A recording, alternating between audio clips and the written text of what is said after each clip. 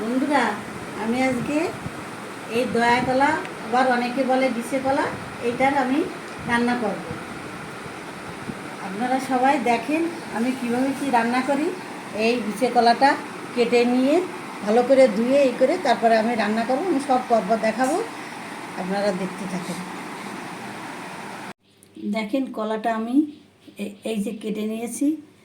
এইগুলো এরকমভাবে এই কলাটা এই চার দিয়ে দিয়ে কাটতে হয়, চার দিয়ে দিয়ে কাটতে হয়। এমনি এরকমভাবে ছালতে গেলে এর খোসাটা থেকে যায় এবং সেই খোসার থেকে তরকারিটা কালার খারাপ হয়ে যায়, খেতেও খারাপ লাগে।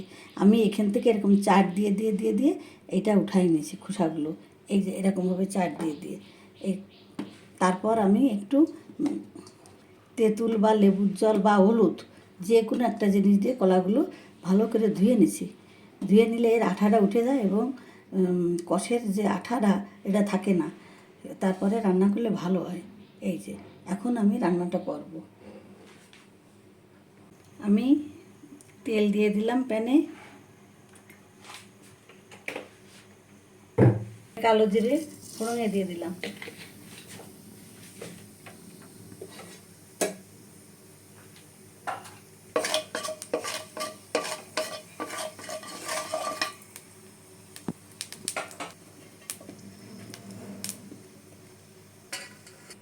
আমি কলায় হলুদ মাখাই নিলাম।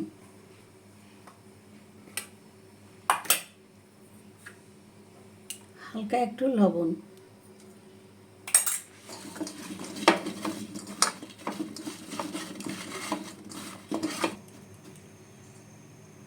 কলাটা আমি কড়াইতে দিয়ে দিলাম।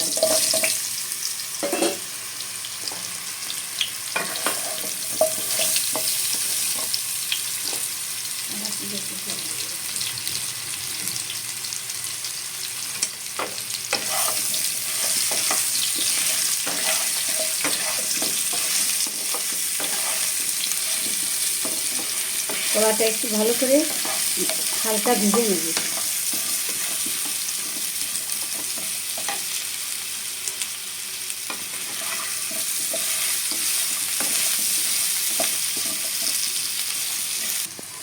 ভাজা কলাটা হয়ে গেছে প্রায়। এইবার আমি নারকেল বাটা দিয়ে দিলাম একটু।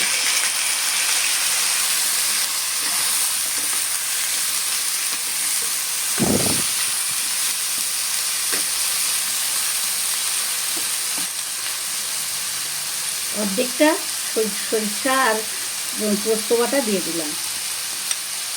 সরিষা আর পোস্ত বাটা দিয়ে দিলাম, কাঁচা লঙ্কা দিয়ে দিলাম। আমি অর্ধেক সরিষা বাটা পোস্ত বাটা দিয়ে দিয়েছি, আর অর্ধেকটা নামানোর আগে এতে দেবো। তাহলে ভালো একটা ফ্লেভার আসবে, খেতেও ভালো লাগবে।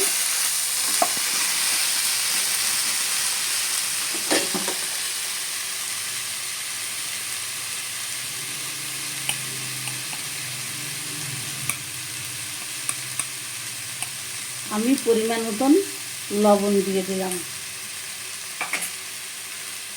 পরিমাণ মতন হলুদ দিয়ে দিলাম, সামান্য একটু চিনি দিয়ে দিলাম। আমার কলাটা কষানো হয়ে গেছে, এখন আমি এর ভিতর জল দিয়ে দেবো।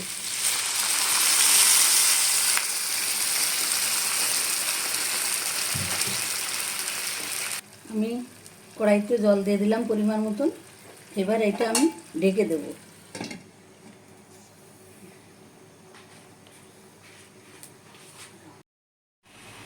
আমি দেখি আমার রান্নাটা প্রায় হয়ে গেছে। এখন এই যে বাকি যে সরিষার পোস্ত ছিল বাটা, সেইটা আমি দিয়ে দেবো এই বাকিটা। আর একটু তেল দিয়ে দেবো, আর একটু কাঁচা তেল ছড়াই দেবো, আর 5-6টা কাঁচামরিচ দিয়ে দেবো। আমার রান্নাটা কমপ্লিট। আমার রান্নাটা সম্পূর্ণ হয়ে গেছে। দেখেন কত সুন্দর হয়েছে কলা রান্নাটা। এখন আমি তুলে নেব।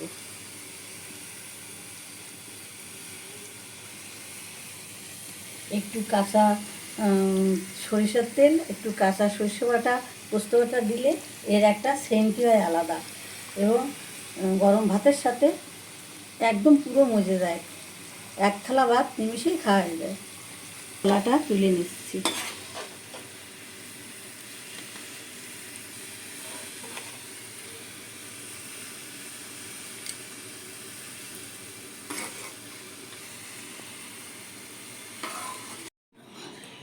দেখেন আমার কলাটা রান্না হয়ে গেছে, আমি ঢেলে নিয়েছি।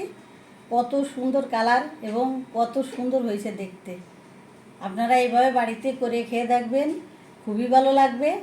ভালো যদি লাগে আমার রান্নাটা, তাহলে আমাকে কমেন্টস করে জানাবেন, আমি খুশি হব। পরবর্তী ভিডিও নিয়ে আসছি, পরে আবার আপনাদের সাথে সবার সঙ্গে দেখা হবে।